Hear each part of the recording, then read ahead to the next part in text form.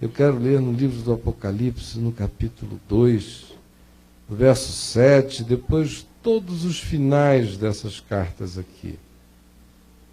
Que diz aqui a primeira, a Éfeso: quem tem ouvidos, ouça o que o Espírito diz às igrejas. Ao vencedor, dar-lhe-ei que se alimente da árvore da vida que se encontra no paraíso de Deus.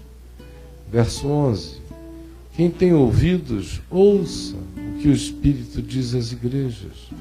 O vencedor de modo nenhum sofrerá o dano da segunda morte. Verso 17. Quem tem ouvidos, ouça o que o Espírito diz às igrejas. Ao vencedor, dar-lhe-ei do maná escondido, bem como lhe darei uma pedrinha branca, e sobre essa pedrinha escrito um novo nome, o qual ninguém conhece, exceto aquele que o recebe. Verso 26. Ao vencedor e ao que guardar até o fim as minhas obras, eu lhe darei autoridade sobre as nações, e com cetro de ferro as regerá, e as reduzirá a pedaços como se fossem objetos de barro. Assim como também eu recebi de meu Pai, dar-lhe-ei ainda a estrela da manhã. E aí, verso 5, o vencedor será assim vestido de vestiduras brancas, e de modo algum apagarei o seu nome do livro da vida, pelo contrário, confessarei o seu nome diante de meu Pai, diante dos seus anjos. E mais ainda, verso 12, ao vencedor falo-ei coluna no santuário do meu Pai, e daí jamais sairá. Gravarei também sobre ele o meu nome, o nome do meu Deus, o nome da cidade do meu Deus, a nova Jerusalém que desce do céu, vinda da parte do meu Deus, e o meu novo nome. Quem tem ouvidos, ouça o que o Espírito diz às igrejas. Verso 21. Ao vencedor, dar-lhe-ei a sentar-se comigo no meu trono, assim como também eu venci e me sentei com meu Pai no seu trono. Quem tem ouvidos, ouça o que o Espírito diz às igrejas. Podem assentar-se, meus queridos. Cada uma dessas afirmações sobre o vencedor não se associa em nenhum contexto dos textos que foram lidos às categorias e significados de vencedor entre os humanos. Aqui o vencedor morre, o vencedor é perseguido, o vencedor é atribulado, o vencedor, à semelhança de Antipas, é cozinhado vivo num caldeirão de bronze. O vencedor tem que lidar com os poderes que estão no trono de Satanás, no lugar onde Satanás habita. O vencedor tem que viver resistir à tentação de não se sentir laudicensemente um ser acabado e que não precisa mais de coisa alguma, porque ele está feito e terminado. O vencedor é alguém que banca o caminho da fraternidade contra todas as hostilidades à sua volta. Esses são os contextos. E a cada contexto específico vem uma designação do que será dado e do que será feito em favor do vencedor. Vencedor é quem persevera até a morte. Vencedor é quem não desiste. É na vossa perseverança que ganhareis as vossas almas, disse o Senhor Jesus.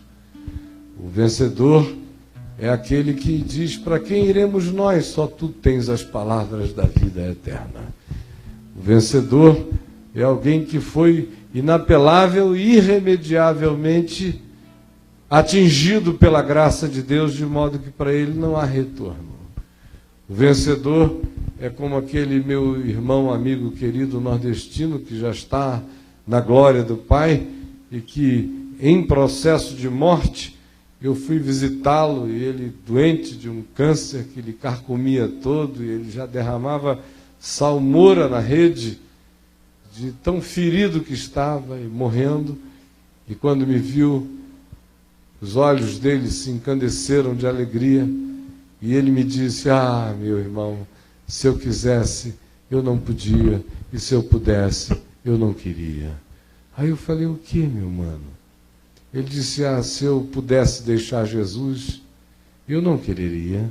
Como é que eu vou querer deixar Jesus? Não há nada mais maravilhoso do que Jesus. Agora, se eu quisesse deixar Jesus, eu não poderia, porque meu nome está escrito no livro da vida e ninguém me tira da mão dele.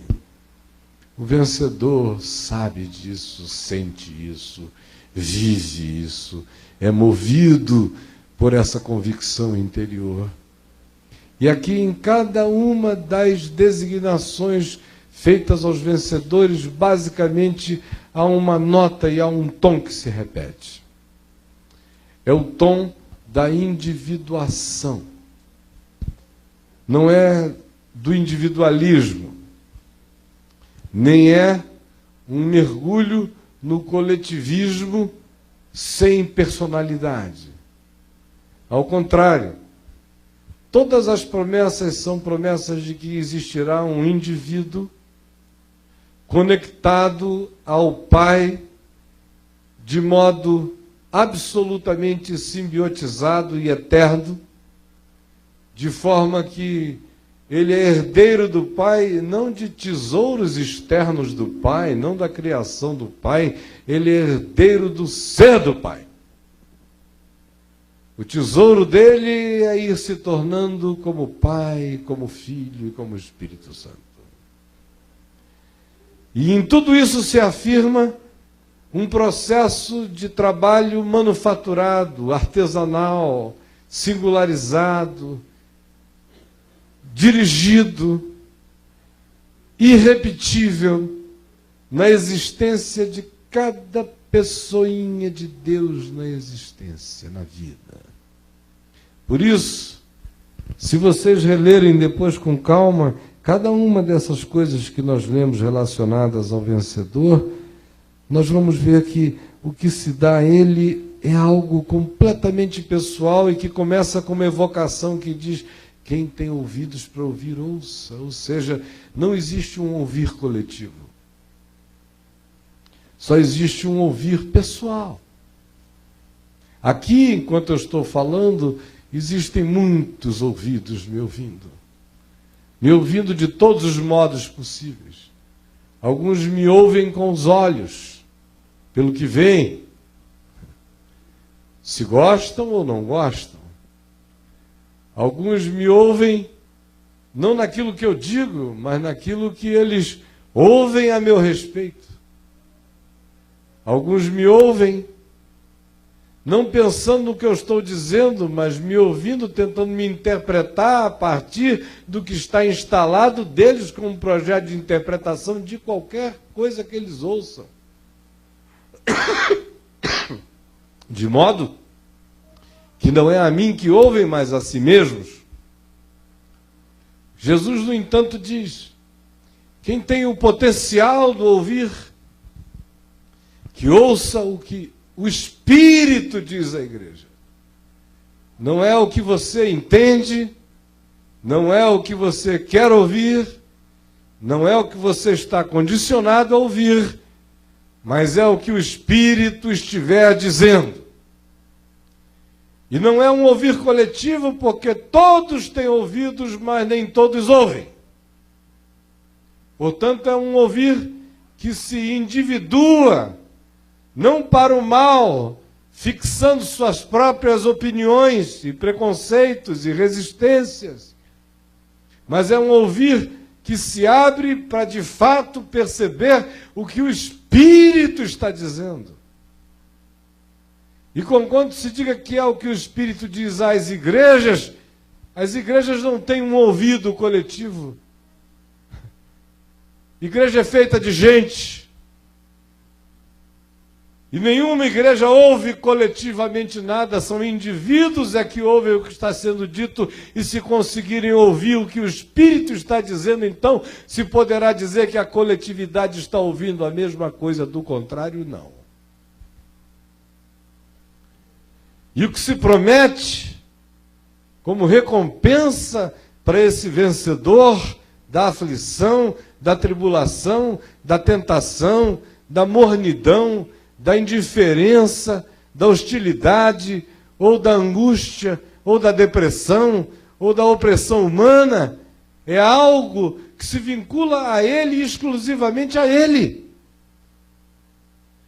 Ao vencedor eu lhe darei, não é aos vencedores, é ao vencedor, é um indivíduo, é um convite que só pode ser atendido por uma pessoa de cada vez.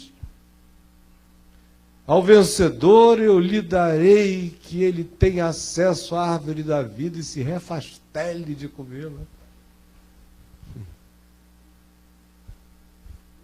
Se você ler o contexto, você vai entender por que a promessa tem a ver com a árvore da vida. Tudo aqui tem consequência nesses falares de Jesus, nessas cartas. Ou ele prossegue dizendo que o vencedor não sofrerá o dano da segunda morte. O vencedor é aquele que vai ganhar uma pedrinha branca, como esta que eu ganhei hoje de presente do meu irmão, me dizendo, olha, já leva a pedrinha lá, porque aí Jesus só escreve o nome novo na sua pedrinha branca. Lhe darei uma pedrinha branca com um novo nome escrito nela, o qual ninguém conhece, ninguém, exceto aquele que o recebe. Você vai olhar e vai saber que é o seu nome eterno para o Pai. É o seu rebatismo de indivíduo eterno. E um nome que ninguém conhece, e que nunca foi dado a ninguém na civilização humana desde que Adão começou a nomear pessoas. Eu vou ganhar um novo nome mesmo, não porque será diferente do meu nome Caio, mas porque será o nome que precisará a singularidade indivisível, irrepartível, inigualável do meu ser. É o nome do meu espírito, que não é igual a nenhum espírito. É o nome do meu eu, que não é igual ao eu de ninguém, e que é completamente único, e que é obra de arte personalizada, feita pelo Pai, pelo amor do Filho e pela perseverança do Espírito Santo em nós. Ao vencedor, outra vez se o individua, dizendo que ele, entre outras coisas, vai receber o seguinte: ele vai ganhar autoridade sobre as nações, um cetro de ferro para reger povos, e também, assim como Jesus recebeu do Pai, ele diz, eu dar-lhe-ei a estrela da manhã. O que o Pai me deu, eu vou dar a ele. E quem tem ouvidos para ouvir, ouça. Ao vencedor, ele diz mais, eu vou fazer com que ele ande de vestiduras brancas, e de modo nenhum apagarei o seu nome do livro da vida. É o indivíduo que tem um nome inapagável. E mais do que isso,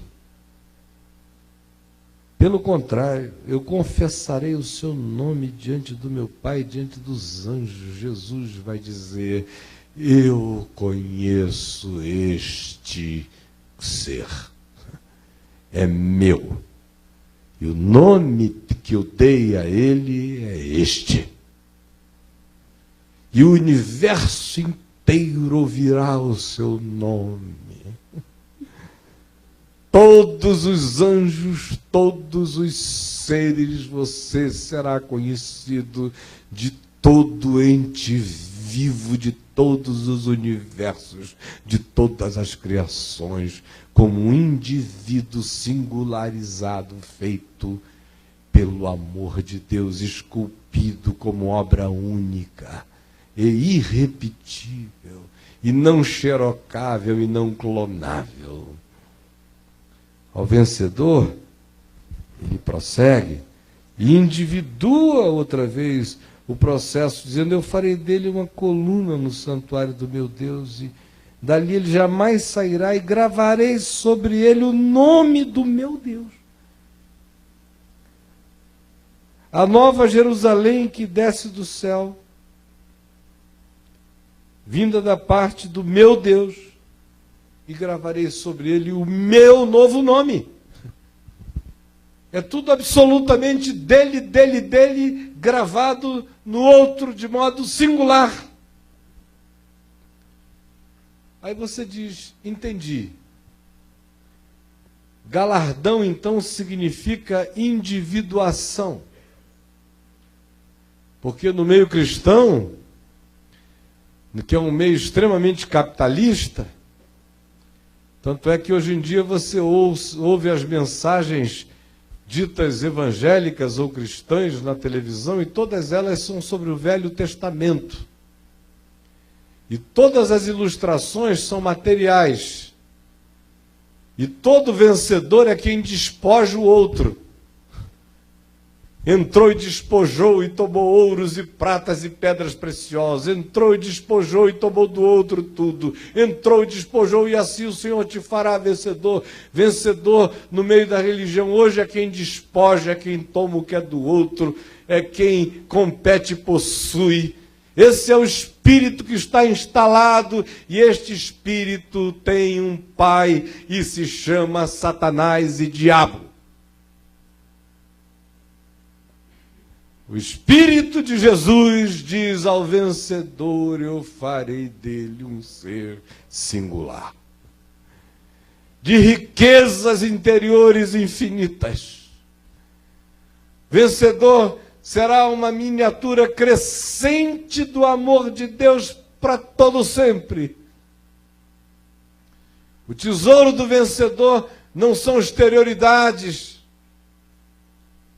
são segredos. É um nome que ninguém conhece. É o nome do meu Deus que ninguém sabe. É o meu novo nome. É uma pedrinha branca. Galardão é intimidade com Deus. E não é medido lá de fora por hierarquias na Nova Jerusalém, quem mora na cidade baixa, na cidade média ou na cidade alta. Ela não só é quadrangular, mas é plana. E o que tem valor entre nós lá nem aparece, vira fundação. Pedras preciosas, tudo que é precioso fica embaixo do chão. Vira pedra habitada, pedra jacaré, na Nova Jerusalém, fica para baixo. Pérolas são colocadas nas maçanetas externas, que é uma loucura que ninguém comete em nenhuma cidade humana, em nenhuma casa, que é colocar no portão todos os adereços de pedras preciosas e de pérolas. Porque na Nova Jerusalém, pérola é aquilo que para nós a gente considera hoje maçaneta. É só para pregar, virar e abrir. Lá não há santuários, por isso todo o seu exercício em construir templos e templos e templos e torres é inócuo, porque você está trabalhando por uma coisa na terra que não é assim no céu. João disse: eu andei por lá e rodei a Nova Jerusalém inteira, e nela eu não vi um único santuário, porque o santuário é comum a todos, o santuário é a vida, é a luz do Cordeiro iluminando a todas as consciências. vencedor e a ideia de galardão a ele relacionada, não é uma coisa que nos ranqueia na eternidade. Quer dizer, ô meu irmãozinho que foi salvo pelo fogo, chega aqui, por favor. Deixa eu lhe apresentar este ser impoluto que jamais correu nenhum risco de coisa alguma. Aí a gente repetiria o mundo cristão todinho do lado de lá e seria um inferno.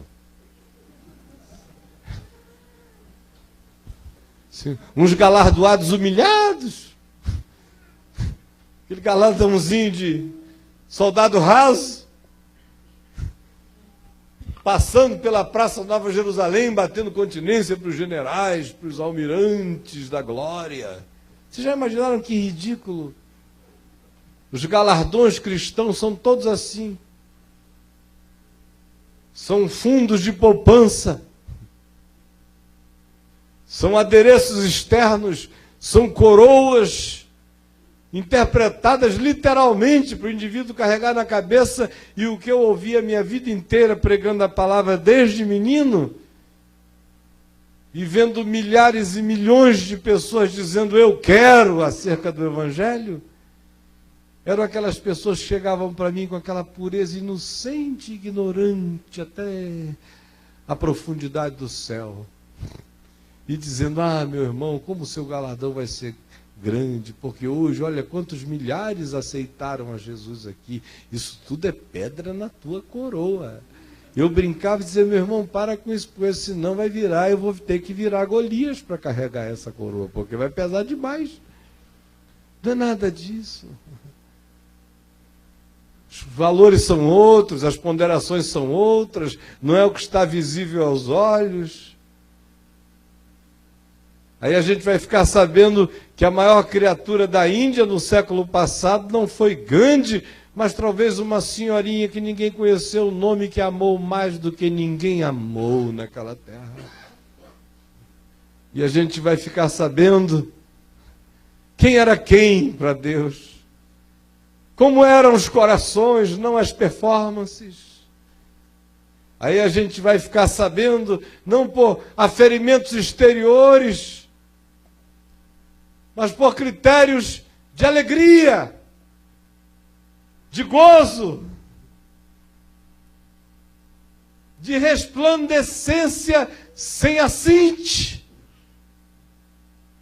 O que significou para cada um a experiência da vida com Deus na terra.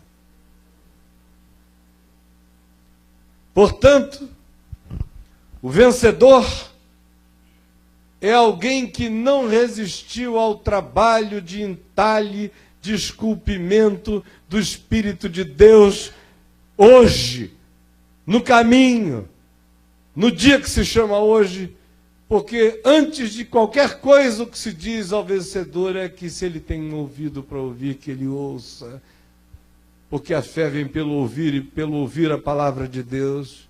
E é por essa palavra da vida que vocês estão ouvindo, que está saindo da minha boca como uma mera situação de mídia, porque eu sei que o que eu estou dizendo a vocês é o Evangelho de Jesus, na sua pureza e simplicidade maiores. Então ouça o que o Espírito está falando a você. A cada um individualmente.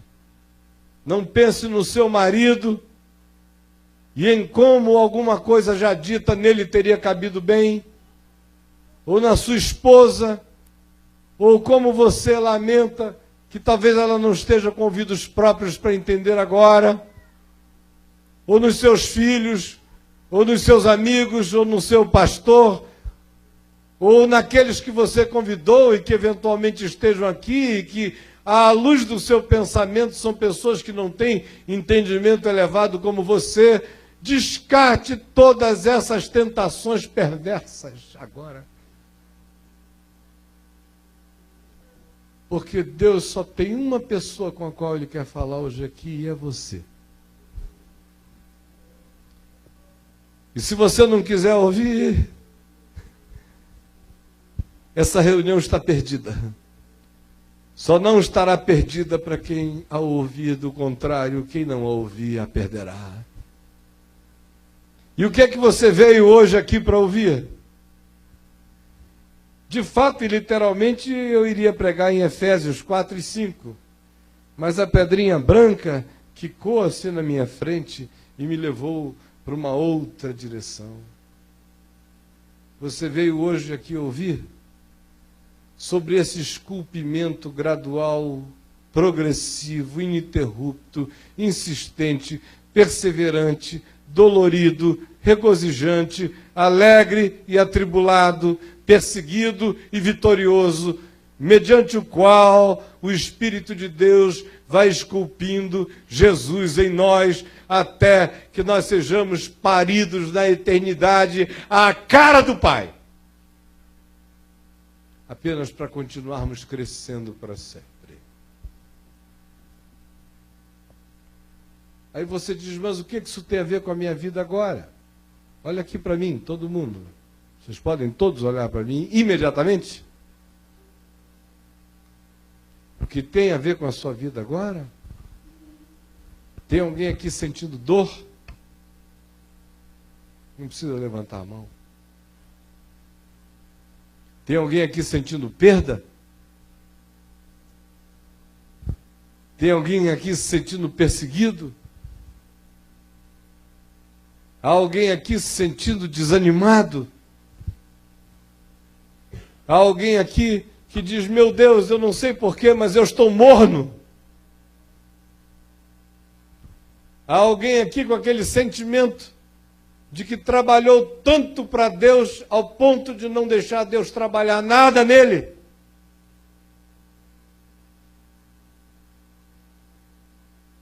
Há alguém aqui que diga, eu quero que o poder de Deus se aperfeiçoe em mim, que a graça de Deus se dilate na minha existência, porque eu tenho um teto baixo e um coração estreito e pequeno. Há alguém aqui frustrado? Há alguém aqui impotente? Há alguém aqui doente? Há alguém aqui enfraquecido? Há alguém aqui falido? Há alguém aqui derrapando? Há alguém aqui se agarrando? Há alguém aqui clamando? Há alguém aqui profundamente decepcionado? Há alguém ficando cínico? Há alguém sendo esbofeteado? Há alguém sendo espetado por um espinho na carne que atravessa a alma e arranha o espírito?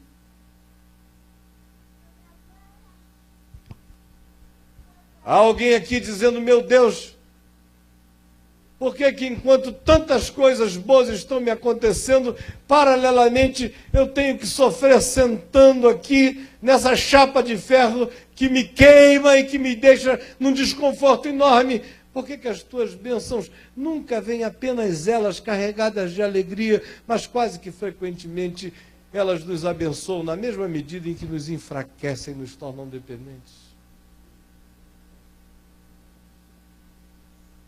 Bom, se há alguém aqui em qualquer dessas categorias, então há um trabalho do Espírito Santo sendo feito em cada um de vocês individualmente, como em mim também. No dia de hoje, com as perdas de hoje, com as podas, com as intervenções, Ele disciplina e corrige a todo filho a quem ama. Ele deixa ficar pedra bruta aquele acerca de quem ele não tem projeto de transformar na sua imagem e semelhança. E para todos ele tem esse projeto. Não resista essa graça que se derrama sobre você. Agora, o trabalho de esculpir é um trabalho de quebrar, é um trabalho de perder, é um trabalho de tirar lotes e lotes e excessos de material, para que apareça uma Verônica, vero ícone, face verdadeira, conforme aquela da estátua no Vaticano, uma pedra imensa de mármore teve que ser quebrada para que fosse aproveitado dali talvez 25% do que um dia tinha sido o lote inteiro. Aí ele corta, ele quebra, ele pega o seu cisel e ele racha, e ele joga fora pedaços enormes. E a gente diz, eu estou perdendo, eu estou ficando menor. E como esse trabalho é feito num corpo mortal, numa alma sensível, num espírito vivo, a cada corte corresponde uma dor. A cada coisa que a gente chama de impotência, que Deus chama de peso morto, corresponde uma perplexidade. A cada bênção que se faz acompanhar de uma tristeza, existe o equivalente ao trabalho de um escultor que modelou uma face, o que já mostra a semelhança do que vai aparecer, mas teve que jogar fora um pedaço enorme daquilo que antes aquela pedra bruta chamava de minha cabeça.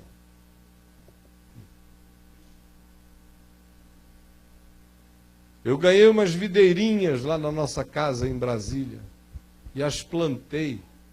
E delas cuido todos os dias, como cuido de muitas outras plantas. Me faz muito bem cuidar de plantas, eu me lembro do trabalho de Deus por mim. Especialmente quando eu tenho que pegar aquela videira e chegar ali com o meu cortador e ter que escolher um ramo, 2 para saírem. E o critério é ver qual é o que está crescendo mais e aonde é que está dando mais fruto. E aí, com uma dor imensa, às vezes você tem que cortar um pedaço de galho enorme para o lado de cá e outro para o lado de lá, para fortalecer este aqui. E dói em você, mas você tem que fazer por amor à videira, para que o fruto dela cresça, para que seja doce, para que ela se expanda. E esse é um trabalho de individuação, porque em cada videirinha daquelas ali, eu não vou com um modelo dizendo a cada galho esquerdo da 3ª fileira de subida eu corto um, não. Você tem que ver em cada um onde precisa ser cortado, onde a vida está crescendo e estimular, e aonde seiva está sendo drenada e cortar para fortalecer o projeto único. E dói. Se dói em quem corta, imagina só em quem é cortado. Porque quem corta, pelo menos sente a dor consciente do amor que diz, eu estou cortando para o bem. Mas o serzinho que está sendo cortado apenas diz, ai, ai, ai, por que o Senhor está fazendo isso comigo? É para te dar uma pedrinha branca. É para deixar você comer da árvore da vida. É para dar um novo nome a você, o meu novo nome que ninguém conhece. É que para que no final você seja mais você, e você seja a minha cara, e você se pareça com meu Pai, e você carregue a plenitude de Deus. É para isso que eu estou trabalhando em você, para que você seja esse vencedor. Aí olha aqui para mim. Nós todos somos educados quase que diariamente a olharmos para o outro e competirmos, ainda que inconscientemente, pelo dom, pela bênção e pelo projeto de existência do outro. A igreja tem esse poder de tentar clonar pessoas a partir dessa ideia do líder, que é uma ideia feia. Porque Jesus disse que no meio de vós, aquele que lidera, seja o que sirva, seja o menor. Só que entre nós o que lidera é o que aparece, é o que é visto, é o que dá ordem, é o que manda, é o Alexandre o Grande. Não é conforme Jesus de Nazaré, pelado e lavando o pé dos outros, na fraqueza e na singeleza de atos muito, muito quietos. Entre nós, a perversão e a subversão do significado do trabalho de Deus se perverteu tanto que você ouve de pessoas, da maneira mais clara e explícita possível, o fato de que o grande desejo deles era ser como você. Eu peço a Deus todo dia para ser como você. Eu digo, pelo amor de Deus, não faça esse mal contra a sua vida. Não cometa esse pecado, não peça essa desgraça para você. Eu queria tanto ser como você, ou como o irmão fulano de tal. Eu acho interessante, inclusive, gente que prega e que diz que faz de tudo para ser como uma outra pessoa. Está jogando fora seu galardão. É aquele que não quer que o Miguel Ângelo do Espírito corte pedras em excesso para ele ficar com a cara dele em Deus. Ele quer ser uma imitação de alguém, ele não quer ter rosto próprio. Por isso ele não quer perder nada, ele só quer acumular, acrescentar, ele só quer jogar mais selfie no lugar do eu real. Ele só quer acrescentar o si mesmo, que é feito do acúmulo e da legião das personas que a gente admira, incorpora, introjeta, veste, a ponto de desfigurar o nosso próprio ser. E aí todos querem ser como líder, como aquela brincadeira de criança. Todos marcham como líder, todos andam como líder, todos andam como líder. E fica aquele bando de clone brigando contra, pesquisa contra células-tronco, sem perceber que sem célula-tronco nenhum, todo mundo já está clonado. Sem ter precisado de genética, foram colados por lavagem cerebral. Clonados por perda de individualidade, por ausência de individuação, foram clonados pela inveja das bênçãos do próximo. O sonho é ter uma mulher como a tua, uma vida como a tua, as coisas que tu tens. E os mais espirituais dizem ser como você. E você não vê ninguém dizendo, eu quero ser eu mesmo em Deus em plenitude. Porque a melhor versão de mim sempre serei eu mesmo em Deus em plenitude. E porque o ambiente e a espiritualidade estão todos pervertidos e paganizados, as pessoas nunca crescem no trabalho de individuação, entendendo e participando e cooperando com o esculpir de Deus em nós. Se oferecendo ao invés de resistir ao trabalho. A gente resiste ao trabalho quando resiste à disciplina.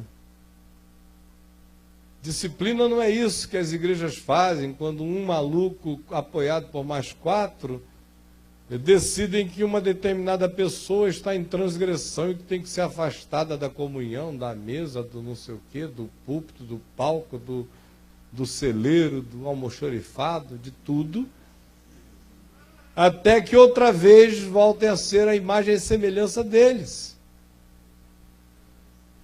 É verdade mesmo. Não é isso. Disciplina é uma palavra que vem da raiz grega, da mesma palavra discípulo, que significa o trabalho, o exercício do treinador, do mestre, aperfeiçoando o discípulo. Disciplina é trabalho de aperfeiçoamento, é instrução para a recuperação da imagem crescente de Deus em nós. Isso é disciplina, isso o Espírito Santo faz. Eu não preciso fazer por ele. Eu não preciso. Ninguém precisa. Ninguém aqui ganhou de Deus martelo e cisel para esculpir ninguém. O trabalho é dele, o pai é ele, a criatura é dele. E ele diz que é o Espírito dele que faz, porque é ele quem dá a pedrinha branca, é ele quem tem a árvore da vida, é ele quem tem tudo. Quem mais vai se oferecer para ser o escultor do outro no lugar do Espírito de Deus? Quem é esse arrogante que blasfema com tamanha soberba? São só os ateus crentes que pensam assim. Há muito ateu no nosso meio. Eu reconheço o ateísmo de crentes não pela ausência da palavra Deus em suas bocas, nem pela ausência de veemência deles no bater o pé e dizer eu grito, eu determino, eu faço, eu aconteço. Não. Eu reconheço o ateísmo deles por uma outra perspectiva. É pela incapacidade deles de confiarem no amor de Deus que vai cuidar de um irmão. Porque eles se sentem donos das pessoas. O rebanho não é de Deus, é deles. O cara tem a coragem de dizer a minha igreja, sem ver como isso é nojento. É a minha ovelha. É tua coisa nenhuma, é teu irmão. E aquele que te pastoreia cuida dele. Você tem que estar ali como tutor de amor e de graça, de carinho, de inclusão e de misericórdia, mas sem o poder de você mesmo cortar-lhe os braços ou as pernas, ou fazer qualquer que seja amputação. Essa, Jesus diz, faze tu mesmo. Se o teu olho te faz tropeçar, arranca-o e lança-o de ti. Mas a igreja entende isso assim: se eu acho que o olho do outro está ruim, eu vou fazer dele um caolho agora. Se eu acho que o braço dele está muito bobo, ele está com uma mão boba passando onde não deve, eu vou cortar esse bracinho agora na sessão plenária. Ao invés de deixar o Espírito Santo molestar esse indivíduo até que ele mesmo chegue à conclusão de que ele tem que tirar aquele braço para entrar inteiro na vida. Que quem corta braços de outros apenas comete crime contra o próximo e não o cura. Porque essa amputação só tem saúde quando o próprio indivíduo a faz e não um outro no lugar dele. Eu reconheço os ateus cristãos quando eles falam tanto no Espírito Santo e não dão a menor chance do Espírito Santo nem ser santo, nem ser espírito e nem ser vivo. Porque eles querem fazer dos outros santos em nome do Espírito Santo, conforme o projeto de santarice dos santarados que eles são. Porque eles não acreditam que o Espírito está falando no coração das pessoas e fala por todos os meios e por todos os modos, e esculpe usando os instrumentos que quer. Eles acham que sem consultoria Deus fica ingênuo e bobo na parada, que sem assessores especializados e técnicos no mundo terráqueo, Deus não tem poder.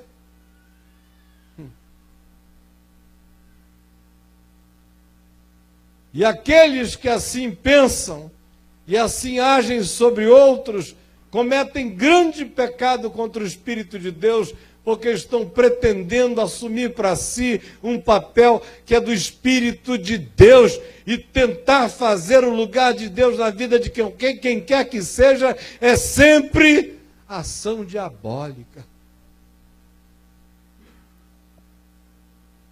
Os ateus crentes São os que olham para uma pessoa e dizem se perdeu. São os que dizem de alguém se desviou. Porque aqueles que creem no Senhor não conhecem essas palavras. Só Deus diz, ele se perdeu, ninguém mais diz. Só Deus sabe quem se desviou, ninguém mais sabe. A menos que haja alguém aqui que diga que conhece os segredos dos corações dos homens. Do contrário, não peque contra o Espírito de Deus, confessando Deus contra Deus. Os ateus crentes são os que acham que a cada dor corresponde uma maldição, que a cada fraqueza corresponde um pecado, que a cada vicissitude corresponde uma desobediência, que a cada fragilidade corresponde uma necessidade que o indivíduo tem de apanhar, pela simples razão de apanhar. Os ateus crentes não veem no processo que é entristecidos, porém sempre alegres, que é nada tendo, mas enriquecendo a muitos, que é como quem morre, mas eis que vivemos. Eles não entendem nunca a sutileza do amor e da mão de Deus mexendo o coração. Eles são capazes de pedir em oração que Deus pare os processos de Deus da vida deles e dos outros. A única coisa que ele quer é que Deus chegue com uma injeção de Buscopan na veia. Senhor, o que o Senhor quer fazer não me interessa, mas dá uma injeção de Buscopan na minha veia e pare essa dor agora. E olha, eu estou ordenando, hein?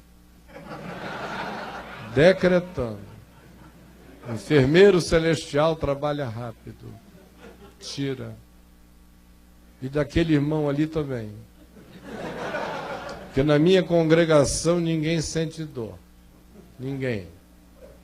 Dor é do diabo.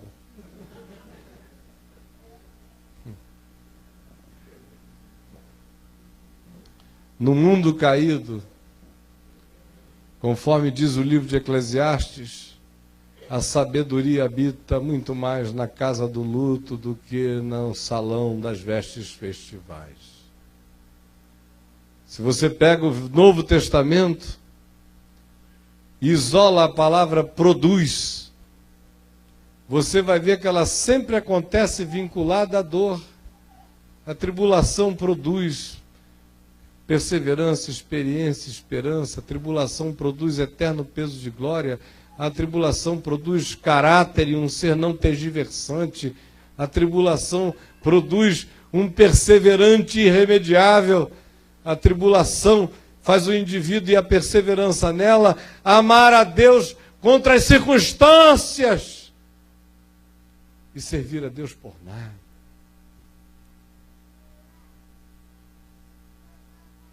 De modo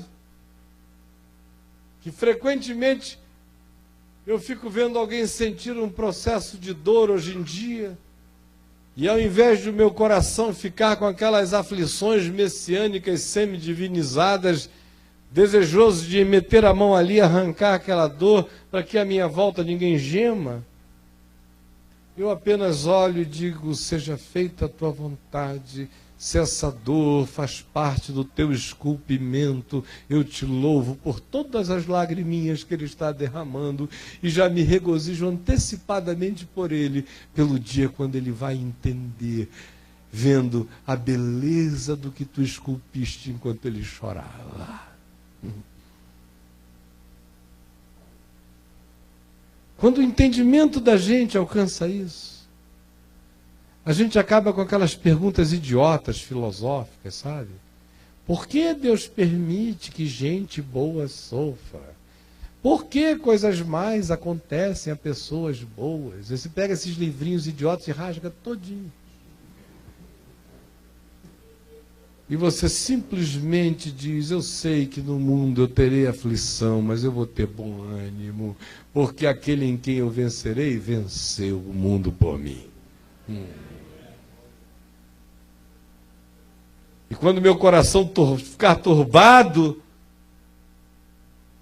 eu vou me lembrar que eu tenho morada sendo preparada na medida em que eu já estou sendo morado e na medida em que eu abro espaço para que na morada interior, na qual Ele habita em mim, haja dilatamento imenso, porque a minha morada além vai se proporcionalizar na medida da minha morada aqui, na minha disposição, de que em mim o Espírito de Deus não encontre nem medida, nem limite e nem contenção.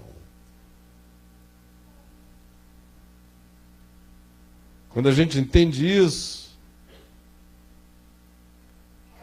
acaba esse mundo de bênção e de maldição. Institui-se apenas o mundo do amor de Deus cuidando de nós. E não com as relações de causa e efeito que os amigos de Jó tentaram apresentar a ele para explicar de maneira blasfema o sofrimento do seu companheiro, dizendo que se ele sofria porque estava em pecado. Ao contrário, a partir dali se fica sabendo que o sofrimento não é necessariamente algo que nos acomete porque nós estejamos em pecado, embora toda prática deliberada de pecado nos chafurde mais cedo ou mais tarde em sofrimentos horríveis. No entanto, o justo é esculpido porque não existe justo acabado. O Jó, lindo, do início, era um menino, um escoteiro do Jó, depois de ter sido josificado pela dor toda. E terminar ele próprio dizendo: eu te conhecia só de ouvir, mas agora, depois disso tudo, os meus olhos te veem, porque eu estou enxergando a tua face no trato do teu amor, que em mim gerou agora essa resposta perplexa diante de ti, do teu mistério amoroso, e apenas me curvo diante de ti, agradecido pela tua vontade.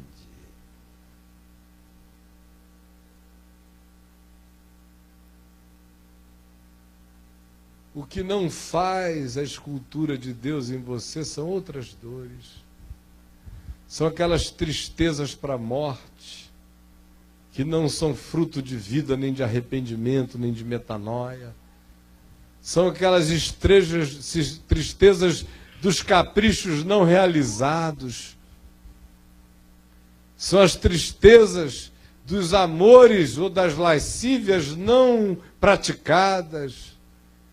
São as tristezas dos bacanais não vividos. São as tristezas das diversificações não experimentadas. São as amarguras que se instalam porque a gente se sente mais justo do que o outro, e com mais direito do que ele, ou mais perfeito do que ele. Essas são as tristezas que enfeiam, que esculpem conforme a imagem e a semelhança do diabo. Mas qualquer outro processo, seja a alegria que gesta em nós a gratidão, ou seja a dor vivida em fé e em confiança, que vai nos entalhar para uma beleza conforme a imagem e semelhança dele, se assim for, a gente vai agradecer e vai dar graças por ele em todas as coisas. Alguns de vocês estão me revendo aqui depois de muito tempo, embora esta seja a primeira vez que eu visite Porto Ferreira. Mas não é a primeira vez que eu estive em Porto Ferreira, porque eu estive aqui em Porto Ferreira todos os sábados durante décadas e décadas com o meu programa de televisão, com tantos outros meios, e muitos de vocês iam me ver e ouvir em outros lugares, os que já eram nascidos à época. No entanto, O que eu quero dizer a vocês, concluindo aqui, por exemplo, ilustrando tudo isso a partir de mim mesmo, é que eu hoje olho para trás e vejo que as coisas que me foram mais doloridas na vida foram disparadas as que me fizeram melhor. Entre os meus 18 anos, quando eu me converti, e os 43 anos, quando eu me divorciei, eu vivi uma vida tão protegida por sebes como Jó, que a única dor que eu podia reportar era a dor solidária pela loucura de outros, mas não na minha casa, não na minha vida e nem perto de mim. Perto de mim, o que eu sentia era que havia um espírito de irrepreensibilidade, de poder, de autoridade, de proteção, de harmonia, de sinfonia, de orquestra, tudo rodava bonitinho. A ponto de que eu, que atendia o dia inteiro milhares de pessoas no curso do ano e das décadas, todas com dor, com angústia, com aflição, olhava para mim mesmo e dizia: meu Deus, eu não estou pedindo para o Senhor mandar nada em cima de mim, mas eu confesso que eu acho estranho. Me dá medo de não ter aprendido a sofrer até os 43 anos de idade, sofrer dores em mim, porque eu só sei sofrer por outros. Me dá medo de ficar velho demais sem aprender o significado disso. Não estou te pedindo nada. Aí quando o Paulo começou a cantar, e sabe aquela canção de Bossa Nova que não tem fim? Bossa Nova é uma música interessante para mim, porque eu nunca sei quando ela começa, nunca sei quando ela acaba. Ela vai assim, parece que ela não vai acabar nunca. Se ficarem cantando, ela dura para o resto da vida, não é? Quando o Paulo começou a cantar, e não tinha mais posição, porque se eu chorasse doía, se eu tentasse rir, eu me esfolava. Se eu me sentasse, queimava. Se eu ficasse em pé, os espinhos entravam na cabeça. Se eu me abaixasse, tinha uma espada apontada contra essa região carente e sensível. Se eu virasse para a esquerda, eram lanças envenenadas, para a direita também. Se eu olhasse para dentro, era susto, susto, susto, susto, susto.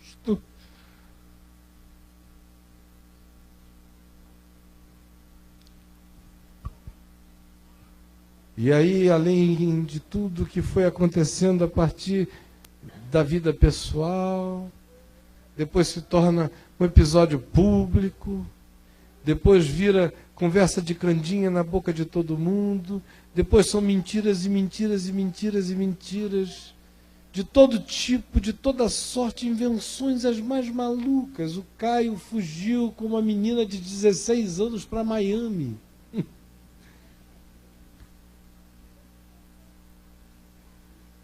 Aí depois vem episódios maiores, políticos, com pequenas verdades e montanhas de mentira. E você que passou a vida inteira sendo louvado, incensado e respeitado, agora é relativizado todo dia pela mídia nacional de ponta a ponta, de modo que você olha no espelho e você já não se reconhece mais. E diz: meu Deus, eu sou eu mesmo, mas será que ainda tem alguém percebendo quem eu sou? Se eu próprio estou ouvindo falar tão mal de mim que já estou começando a achar que eu sou uma desgraça mesmo.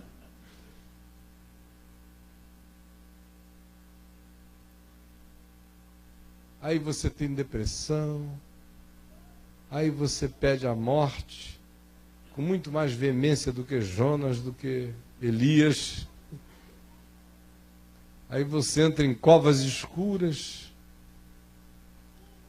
Ou aí você quer fazer como Jonas, esquecer que Deus existe e fugir para uma terra distante.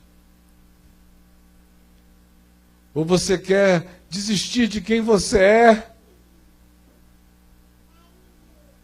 para apenas descobrir que você foi marcado a ferro, a fogo por algo que está mais profundo do que as entranhas que você conhece em você mesmo. E aí a dor de saber quem você é e já não ser mais conhecido por ninguém. E não é a necessidade de ser reconhecido, é só a necessidade de ser conhecido por quem dizia que te conhecia. É de virar um fantasma, uma assombração.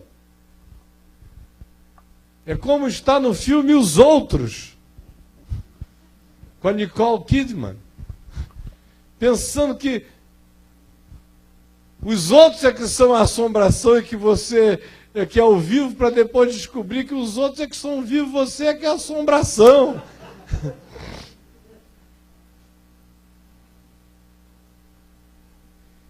E aí você fica perguntando, mas o que pode sair de bom disso, ó Deus? Bom era como era antes. Bom era sem dor nenhuma. Bom era voltar para casa e os filhos estarem todos ali. Bom era a paz da família. Bom era me levantar em qualquer lugar, até no inferno, e ver o diabo ficar calado. Bom era chegar no lugar mais louco do mundo, no meio dos bandidos mais desvairados, olhar nos olhos deles e ver que eles reconheciam uma autoridade que vinha do céu. Aquilo era bom. Mas hoje eu sou objeto de motejo o dia inteiro. As canções deles sobre mim são perversas. O que eles dizem é desgraça. De onde arrancarás tu louvor da minha cova?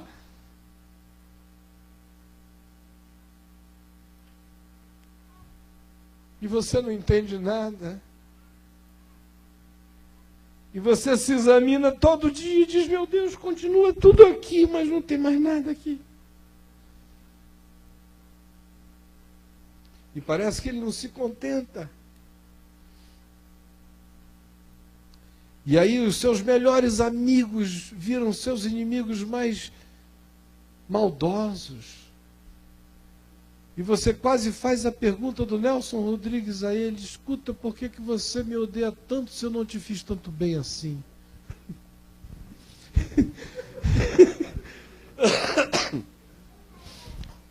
Porque geralmente a pessoa para quem você mais faz bem é quem mais te odeia nessas horas. E aí você vai vendo as traições de todos os lados, de todos os lados, de todos os lados, de modo que você não tem mais nome, você vira aquilo que eu era, orgulhosamente aos 14, 13 anos, 14, quando o Caetano Veloso cantou pela primeira vez, sem lenço e sem documento, nananana. Era o meu hino, eu vou lá, sem lenço e sem documento. Alegria, alegria. Aí depois você já está ancião de experiências, literalmente sem lenço e sem documento. Não é força de expressão, sem lenço e sem documento. Quase sem cidadania.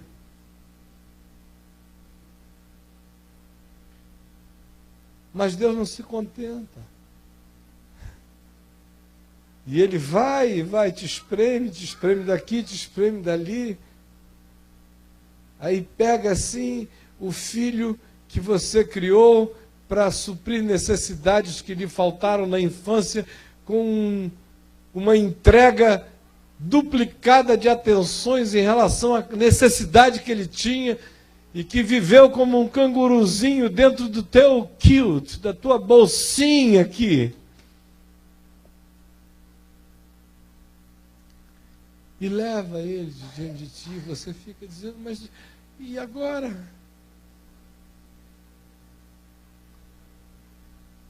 E ele não para. Só que pela misericórdia dele, eu não tive que viver esse processo fazendo perguntas. Eu as fiz bem no início do processo, mas logo, logo os meus olhos começaram a se abrir. Eu comecei a sentir o alívio daquelas toneladas, daquele Everest evangélico que eu carregava nas minhas costas. O Monte Everest habitava as minhas costas. Eu era o Himalaia, Caio Himalaia da Araújo Filho, carregando aquele Everest em cima de mim. Meu Deus, aleluia, glória a Deus, vamos, Senhor, que eu estou aqui, carregando aquele negócio. Uma vontade de rir sem poder, porque era proibido. Uma vontade de botar uma sandália para pregar, mas não podia porque era proibido.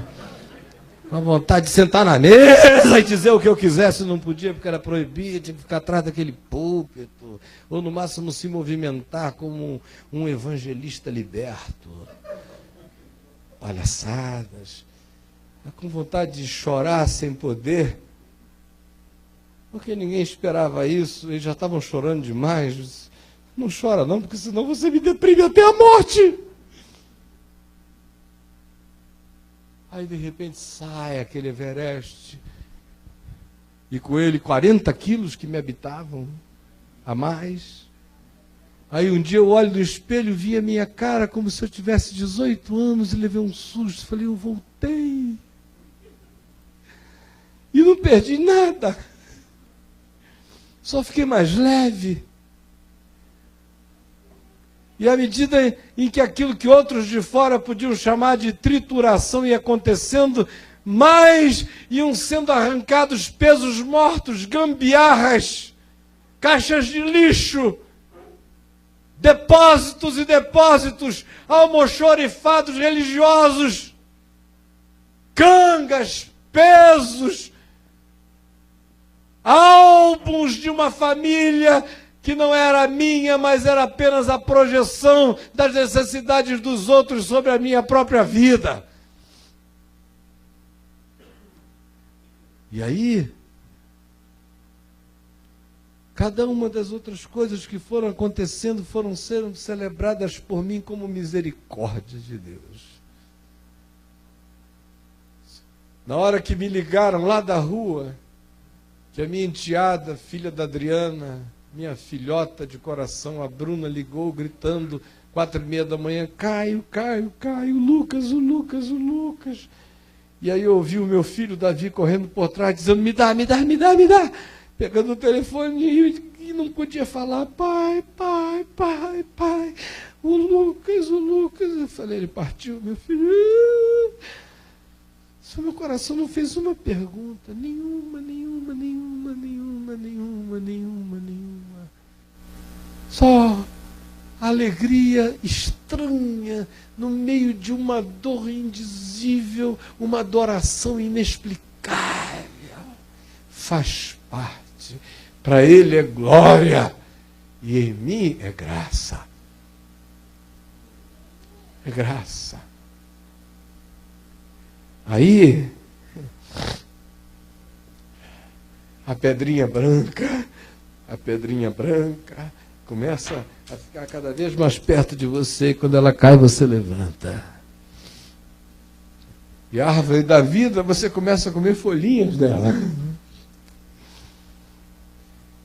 E aí você sente que o cetro que destrói não é um poder político sobre ninguém, mas é a vara que sai da sua boca, sem nenhuma pretensão, mas que esmiuça como barro as potestades e principados e poderes de camadas e crostas de religião empedernida. Aí você vai descobrindo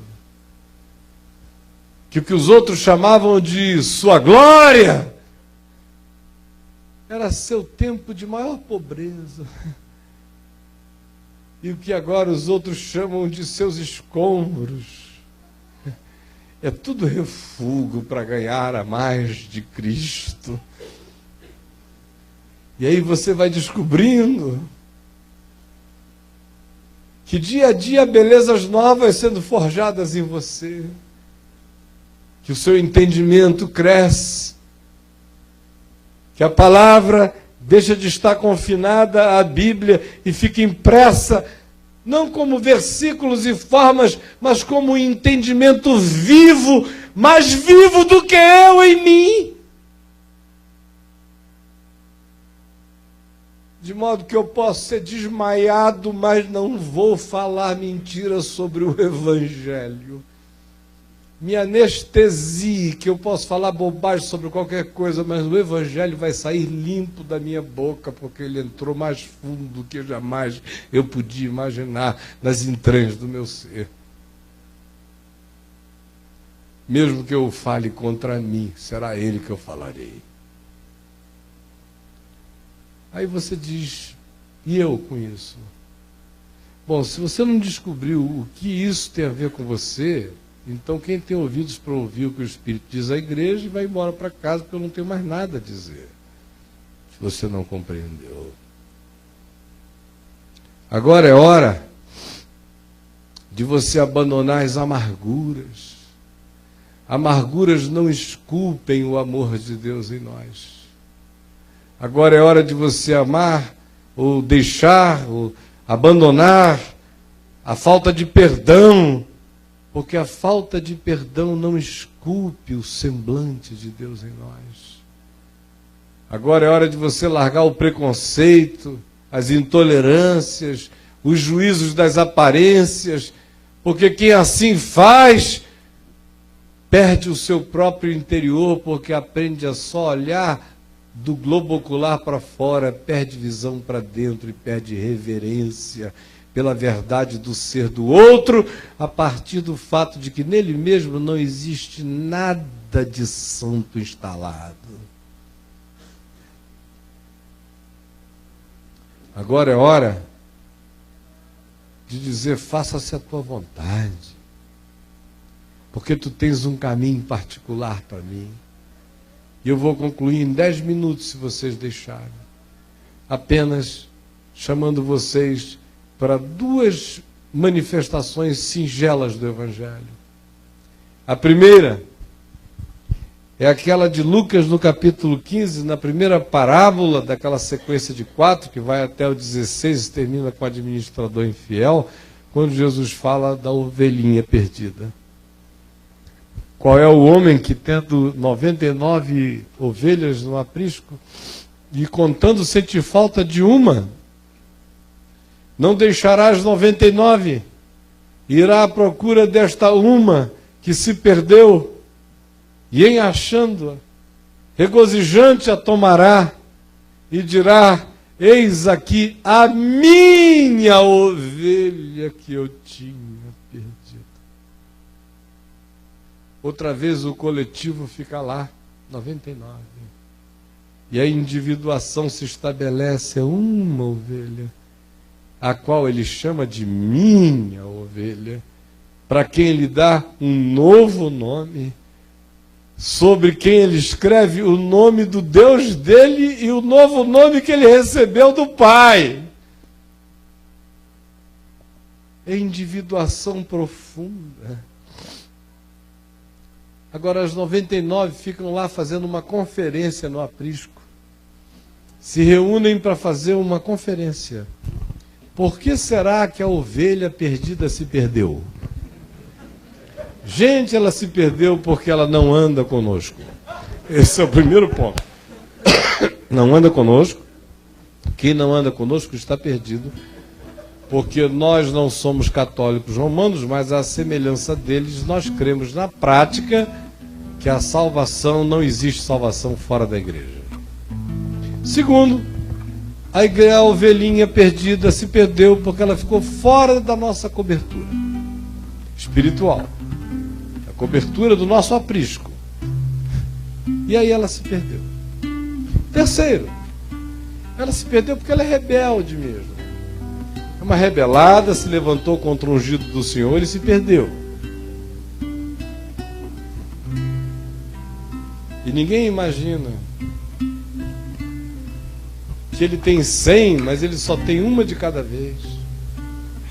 E para eles, cada uma delas é singular. E ninguém vê que não há repreensões do pastor à ovelha. Ovelhas se perdem mesmo. Ovelhas são burras.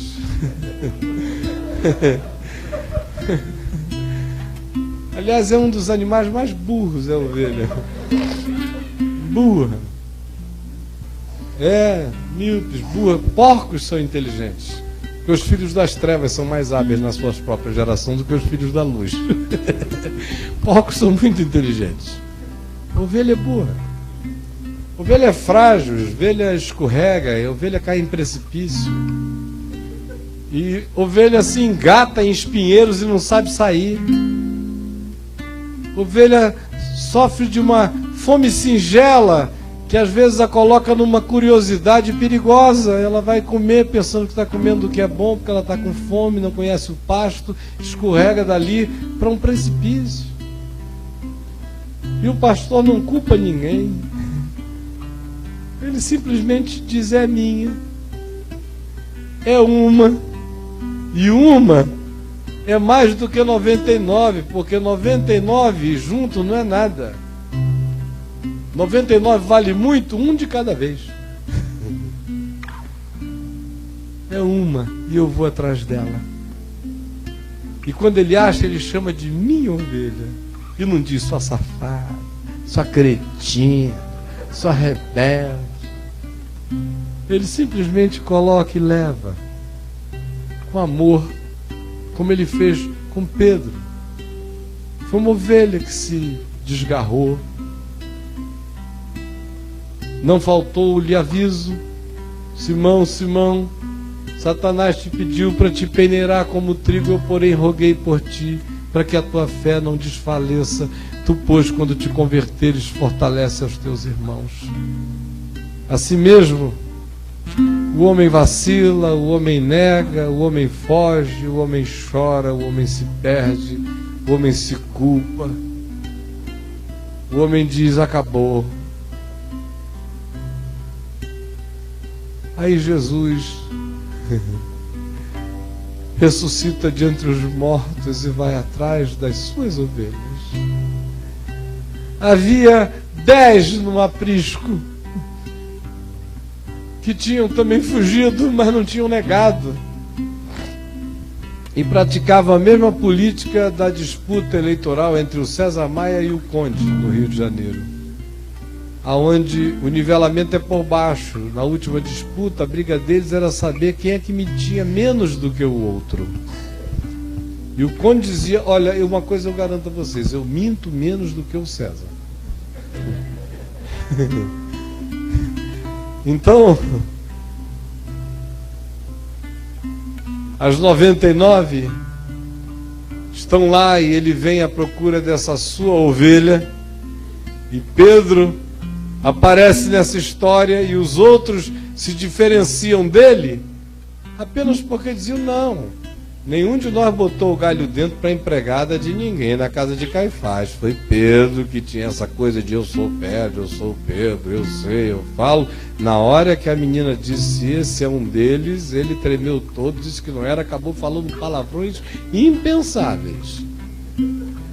Então a gente está numa situação um pouco menos ruim do que. Mas Jesus aparece e diz: ide e dizei aos meus discípulos e a Pedro que se dirijam a Galiléia e lá me verão, porque tem um trabalho de individuação a ser feito nesse homem, nessa minha ovelha que vai aprender a cuidar de cordeirinhos e de ovelhas. Aí eles se encontram já dias depois de outros encontros em outros lugares. Eles se encontram em Tiberíades, na Galiléia. Era domingo de manhã cedo. Eles tinham pescado a noite inteira, não tinham apanhado nada. De manhã cedo, Jesus aparece como uma silhueta na praia e pergunta: filhos, vocês têm alguma coisa para comer? Aí eles disseram: não, a gente trabalhou a noite inteira e não pegou nada. E ele disse: então joguem as redes à direita do barco e achareis. E quando eles jogaram, já não podiam puxar a rede, tamanha era a quantidade de peixes. E Pedro nadou na direção de Jesus. Chegaram à praia. Ele, com aquela culpa danada, foi lá e ainda pegou os 153 grandes peixes na rede, quis puxar sozinho, não deixou ninguém participar, porque a culpa gera esse devocional neurótico.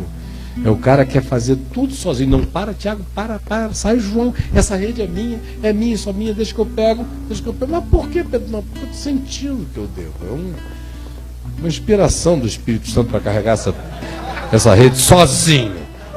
É a culpa dele. Culpa. Aí, o que acontece? Jesus pergunta apenas a ele: Simão, filho de João, tu me amas? Aí ele disse: eu te amo. Tu me amas mais do que estes outros, ou estas coisas, ou seja lá o que for, ou a qualquer referência? Se eu te amo. E pela terceira vez perguntou: tu me amas? E Pedro se entristeceu por ele ter perguntado a terceira vez: tu me amas? E disse: Senhor, tu sabes todas as coisas, escaneia meu coração. O Senhor sabe que eu te amo apesar de tudo. Eu te amo. Aí Jesus repetiu pela terceira vez: então cuida bem dos meus cordeirinhos, trata deles assim como eu estou te tratando. Aí saíram andando pela praia. E quando iam caminhando, começou a segui-los aquele que é o autor do Evangelho, João, e que se autodesigna o tempo todo no Evangelho que escreveu como o discípulo a quem Jesus amava. Que é uma coisa bonitinha, né? Que a gente fica pensando assim: pô, esse cara é um arrogante, deve se achar o rei da cocada preta, que Jesus gostava dele mais do que de todo mundo. Não, é que aquele é o Evangelho dele. E ele está falando do que ele experimentava com Jesus, e ele era o discípulo que Jesus amava. Quem quisesse escrever a mesma coisa podia, como eu escrevo, sem escrúpulo. Eu sou o discípulo a quem Jesus ama. Você pode escrever também.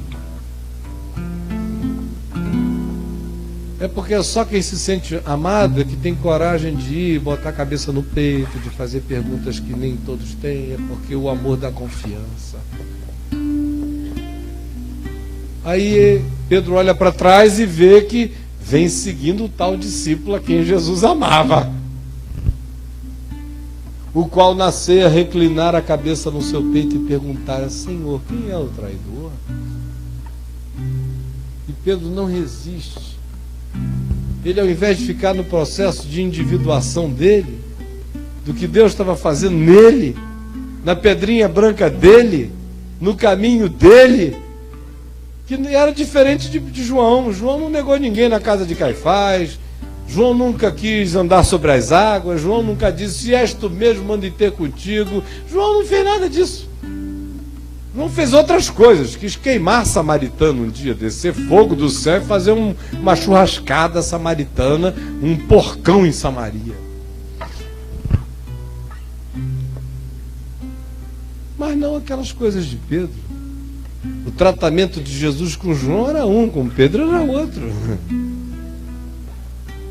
Assim como eu tenho filhos e com cada um deles eu tenho relações distintas, pedagogias distintas, ensinos distintos.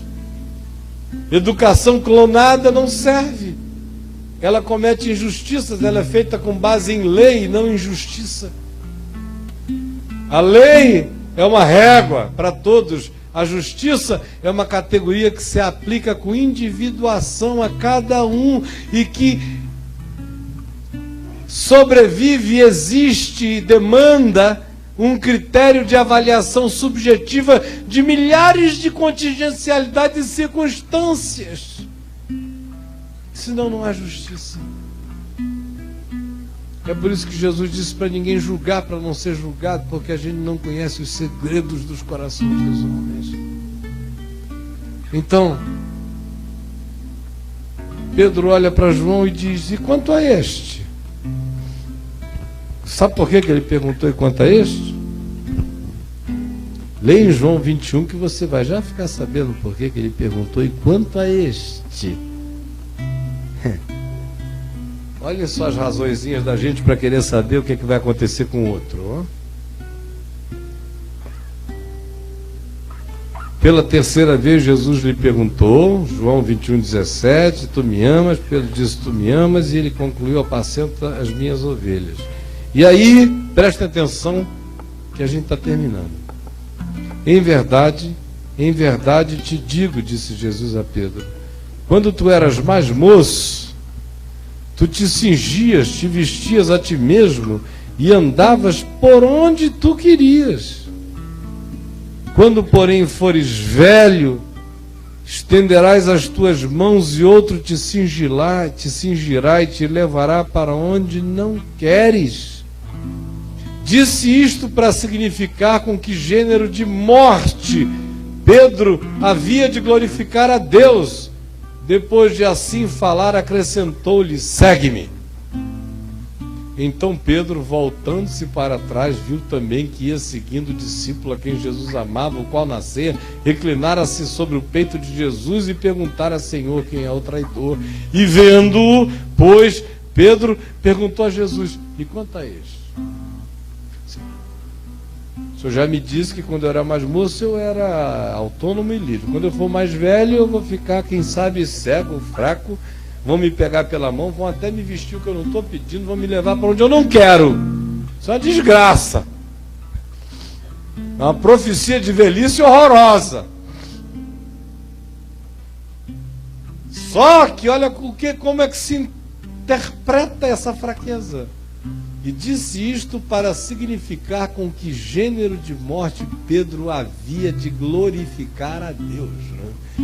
Mas Pedro ouviu aquilo e disse: é uma desgraça. Mas o que Jesus estava falando era de glória.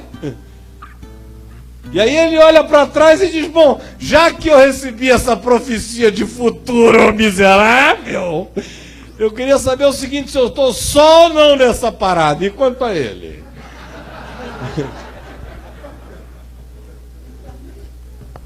Aí Jesus disse: olha, quanto a ele, e se me der uma doida divina, e eu quiser que ele fique aqui como Matusalém de milênios, até que eu volte, que te importa? Ora, nós iríamos reunir um concílio teológico e dizer que esta é a questão das questões e que nos importa mesmo, e porque ele, não nós, iríamos querer saber o que a gente precisa fazer para alcançarmos a mesma longevidade. E alguém nos Estados Unidos escreveria um livro, os 965 passos, que é a idade de Matusalém, de como se tornar longevo como João apóstolo, aguardando a volta do Senhor. E vocês iriam comprar o livro. E tinha gente que não ia pregar. Não ia pregar. Eu estou mesmo sem mensagem, o povo está desanimado, tem um novo mover aí, o livro de Matusalém. João profetizado, João clonado, seja um João. E alguém ainda ia lançar uma campanha de televisão: torne-se um João, contribua. Faça um compromisso de 1000 anos. E o Senhor vai honrar, e você vai viver. Agora, não ponha limite à graça de Deus. Se quiser, bote 2000 anos, 3000 anos, que é para você ser abençoado. E quanto a este? Se eu quero que ele fique até que eu volte, que te importa? Olha, eu tenho uma relação contigo. Se ele vier aqui perguntar por que eu estou te perguntando de amor, te dizendo me segue, eu vou dizer: olha, volta para o teu lugar, porque você não tem nada a ver com isso. Agora, você também não tem o direito de querer saber o que eu vou fazer com ele. Eu estou dizendo o que eu vou fazer contigo. E você me siga. Me siga, porque se você não me seguir, meu amigo, não tem pedrinha branca. Agora, com ele, é com ele. E que te importa? João interpretou bem a morte de Pedro, porque viu naquela dor toda o modo como Pedro glorificou a Deus. E cada um de nós tem que olhar para o outro irmão e pensar a mesma coisa. E o Senhor fez isso para significar o modo como ele haveria de glorificar-se na vida daquela pessoa. Como aquele cego de nascença, acerca de quem perguntaram quem pecou, este ou seus pais, para que nascesse cego. Porque essa dor já de nascença. E a resposta de Jesus foi: nem ele pecou, nem os seus pais, mas foi para que nele se manifestem as obras de Deus. E Deus faz obras lindas em cegos também. Faz em todos, faz até em mim que vejo. Que corro o risco de olhar para tantos lugares errados.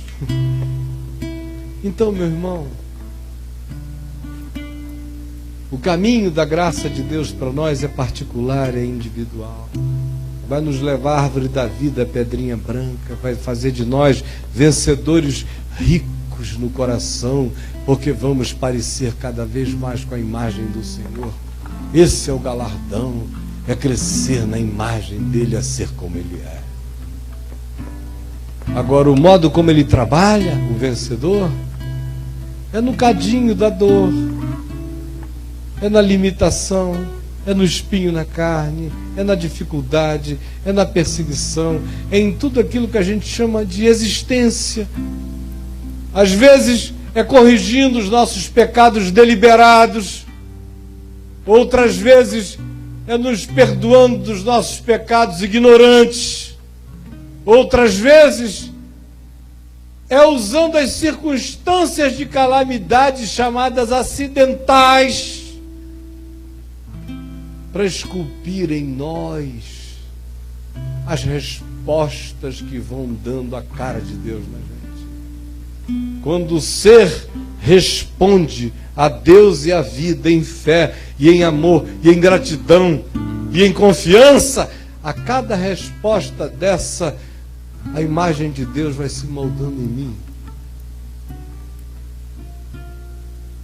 Por isso eu me glorio nas tribulações, porque ela vem carregada de peso de glória. Aí você disse: puxa vida, eu fui lá ouvir o Caio, o cara só falou de pedrinha branca e de tribulação. Eu quase não sei porque ele não jogou a pedra na minha cabeça, porque doeu demais.